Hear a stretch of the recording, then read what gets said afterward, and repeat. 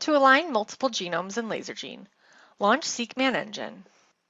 Then create a new whole genome templated assembly. Next, load your reference sequence or genome template package. For this example, we'll be assembling multiple Salmonella strains, and I'm going to use the Heidelberg strain GenBank file as my reference sequence. Here, you can also enter a VCF file if you have one. This will allow you to compare SNP positions of interest between genomes.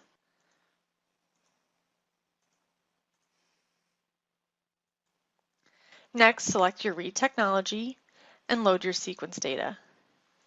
Here, I'm loading FASTQ files for 8 different Salmonella strains.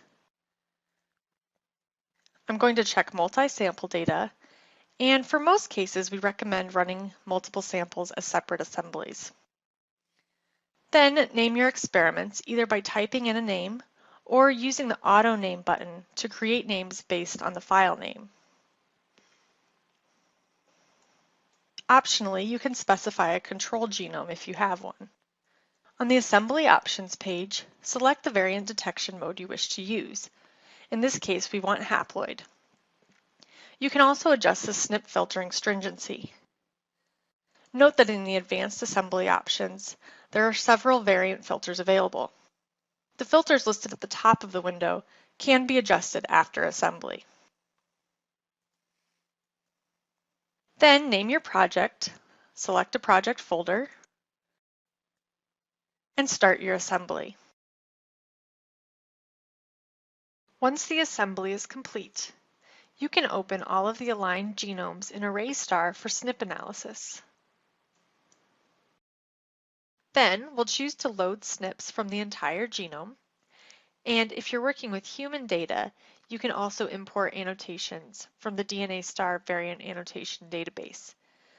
In this case, since we're working with bacterial genomes, we'll leave this unchecked. Then click Next, and then Finish to import the SNP data. Now you can see all of the assemblies listed in the experiment view.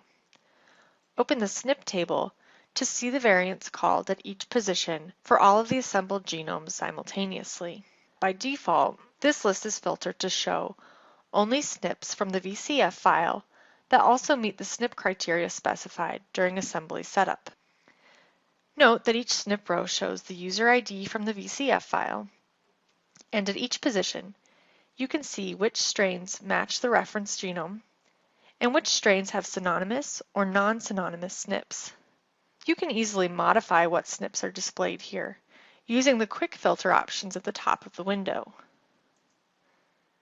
Or select Filter, Filter All to do more advanced filtering on the gene or SNP level.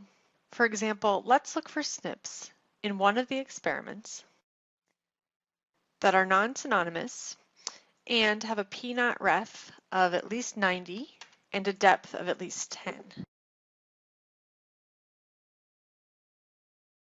You can see this locates just over 6,000 SNPs. We can save this SNP set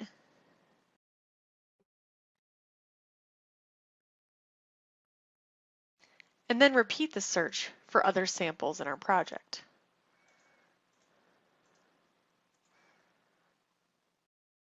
After identifying SNP sets of interest, you can use Venn diagrams to visually compare the sets.